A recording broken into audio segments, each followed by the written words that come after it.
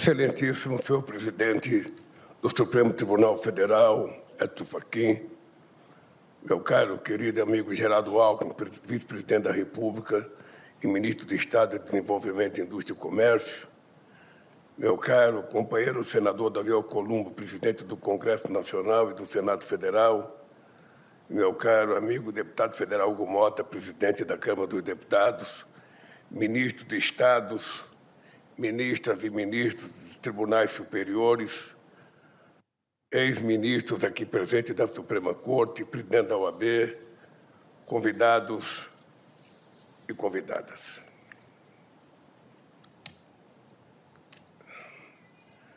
Tenho a honra de participar desta sessão solene em um momento que ultrapassa o simbolismo do calendário.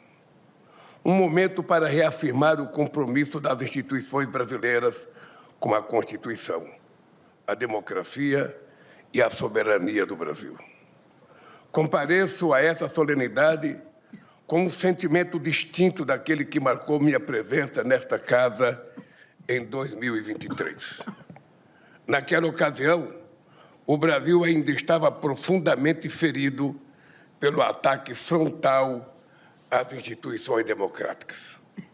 Um ataque que tentou, sem sucesso, subverter a vontade soberana do povo brasileiro e romper a ordem constitucional. Hoje, participo desta celebração republicana com a confiança e a esperança renovadas. Confiança porque as instituições cumpriram seu papel. Esperança porque o Brasil demonstrou, mais uma vez, que é muito maior do que quaisquer golpistas ou traidores da pátria. Nesses últimos anos, o Judiciário tem sido o guardião da Constituição, do Estado Democrático de Direito e da soberania do voto popular. O Supremo Tribunal Federal não buscou protagonismo, muito menos tomou para si atribuições de outros poderes. Agiu no estrito cumprimento de sua responsabilidade institucional. Defendeu a Constituição, garantiu a integridade do processo eleitoral e protegeu a liberdade do voto. Por agirem de acordo com as leis, ministras e ministros desta Suprema Corte enfrentaram toda sorte de pressões e até ameaças de morte. Mesmo assim, não fugiram de seu compromisso constitucional e reafirmaram que, no Brasil, divergências políticas se resolvem pelas urnas, pelo diálogo institucional e pelas leis. Senhor presidente, senhoras e senhoras, a Constituição não é apenas um pacto jurídico, ela é um pacto civilizatório. Exige o diálogo permanente entre executivo, legislativo e judiciário. Exige respeito mútuo e compromisso com o interesse público. O povo brasileiro não quer conflito entre instituições, quer estabilidade, justiça social e oportunidades. Quer um Estado que garanta seus direitos e que seja capaz de enfrentar os grandes desafios do nosso tempo. Em 2025, enfrentamos ataques externos à nossa soberania e nos mantivemos firmes. O Brasil respondeu com altivez, com base no direito internacional, com a força de suas instituições e, sobretudo, com a legitimidade conferida pelo povo. Reafirmamos que nenhuma nação se constrói sob tutela e que a democracia brasileira não se curva às pressões e intimidações de quem quer que seja. A ação penal 2668 representa um marco institucional histórico no nosso país. Aqueles que atentaram contra a democracia tiveram julgamento justo, acesso a todas as provas e amplo direito de defesa, o que só é possível em uma democracia. Os julgamentos e as condenações dos envolvidos fortaleceram a legitimidade democrática, a confiança na justiça e a ideia fundamental de que nenhuma autoridade está acima da lei. A democracia brasileira saiu desse processo mais forte, mais madura e mais consciente do seu valor. Democracia se constrói com eleições livres, mas se preserva com instituições capazes de defendê-las. Uma democracia sólida exige instituições confiáveis, mecanismos de prestação de contas e proteção contra abuso de poder. A condenação dos golpistas deixou uma mensagem clara.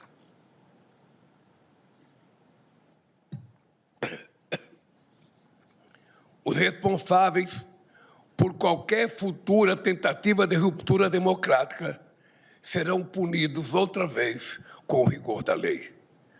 Deixou também uma lição. A democracia não é uma fortaleza inexpugnável, imune aos ataques de quem queira destruí-la. A democracia não está pronta, ela está em permanente construção. E sua manutenção exige de cada uma e de cada um de nós compromisso e coragem. Duas qualidades que não nos faltam e que não faltarão em momentos decisivos da nossa história. Senhor presidente, é preciso destacar o papel da Justiça Eleitoral, sob a liderança do Tribunal Superior Eleitoral, na defesa da normalidade democrática. O TSE tem sido pilar fundamental da proteção à soberania do voto e da legitimidade do processo eleitoral. As eleições deste ano impõem enormes desafios à justiça eleitoral. Abuso de poder econômico, manipulação da opinião pública por meio do disparo criminoso de fake news, uso indevido dos recursos dos algoritmos das plataformas digitais, contratação de influenciadores em redes digitais para atacar adversários, utilização de inteligência artificial para falsificar fotografias, áudios e vídeos de qualquer pessoa, produzindo realidades paralelas, dentre outras novas armadilhas. É preciso garantir que a justiça brasileira possa fazer frente às transformações que se impõem de maneira tão veloz e sorrateira. Democracias ao redor do mundo enfrentam frequentes tentativas de manipulação da opinião pública com o uso de novas tecnologias. E uma mentira, repetida 1000 vezes, tem o poder de influir os resultados eleitorais. A pirataria eleitoral é um fenômeno mundial e o Brasil precisa estar preparado.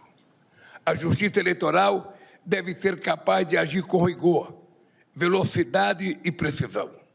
Deve contar com modernas ferramentas tecnológicas para que a vontade popular prevaleça. Este é o desafio que se impõe não apenas à justiça eleitoral, mas à própria democracia. Um desafio que precisa ser compartilhado entre governos, instituições públicas, plataformas digitais e meios de comunicação. Cada qual com a sua parcela de responsabilidade na construção de um ambiente digital ético, plural e comprometido com os direitos fundamentais. A independência do Poder Judiciário permanece como condição indispensável para esse equilíbrio. Independência que não significa isolamento, mas sim convivência institucional harmoniosa. Convivência baseada no respeito recíproco e no diálogo entre os poderes, como determina a nossa Constituição. Senhor presidente, senhoras e senhores ministros e ministras, nosso governo tem se pautado pela defesa aguerrida das instituições democráticas, pelo diálogo permanente com o STF e o Conselho Nacional de Justiça, pela construção de uma agenda que concretiza os compromissos assumidos perante a nação, a exemplo da segurança pública. O Ministério da Justiça e da Segurança Pública tem avançado no enfrentamento do crime organizado, sempre com ações integradas em cooperação com governos estaduais, sem perguntar qual o partido ou a ideologia do governador. Com a Operação Carbono Oculto, o Poder Judiciário, a Polícia Federal e a Receita Federal chegaram aos mandantes do crime organizado. Magnatas do crime, que vivem no andar de cima, que não estão nas comunidades, e sim em algum dos endereços mais nobres no Brasil e no exterior. Não importa onde os criminosos estejam, não importa o tamanho de suas contas bancárias. A Polícia Federal está aprofundando as investigações e todos, sem distinção, pagarão pelos crimes que cometeram. Senhor presidente, senhoras ministras e senhores ministros, assim como aconteceu no 8 de janeiro, Executivo, Legislativo e Judiciário se unem novamente por uma causa da mais extrema gravidade. Dados oficiais mostram que, em média, 4 mulheres são assassinadas por dia no Brasil. No ano passado, 1.470 mulheres foram assassinadas por maridos, companheiros, namorados, colegas de trabalho, conhecidos e desconhecidos. Isso é intolerável. Lançamos na próxima quarta-feira o Pacto Brasil de enfrentamento ao feminicídio entre os 3 poderes do Estado brasileiro. Assassinos e agressores devem ser punidos com o rigor da lei, mas é preciso também educar os meninos e conscientizar os homens de que nada, absolutamente nada, justifica qualquer forma de violência contra meninas ou mulheres, seja na realidade ou no ambiente digital.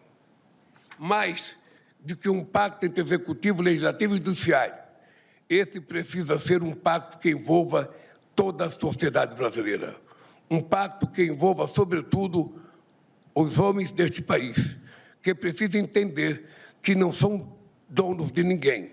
As mulheres pertencem apenas a ela mesma e a mais ninguém. Senhor presidente, o Brasil que emergiu nos últimos 3 anos é um Brasil que recuperou seu lugar no mundo.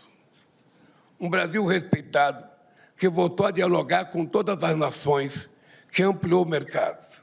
Um país que fortalece a economia e distribui renda.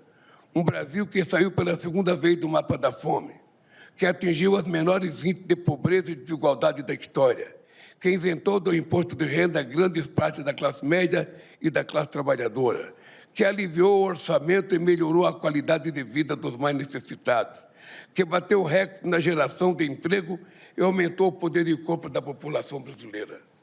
Todos esses avanços só foram possíveis porque nos unimos e derrotamos aqueles que tentaram destruir a democracia, porque temos instituições fortes, independentes e comprometidas com a manutenção do Estado Democrático de Direito.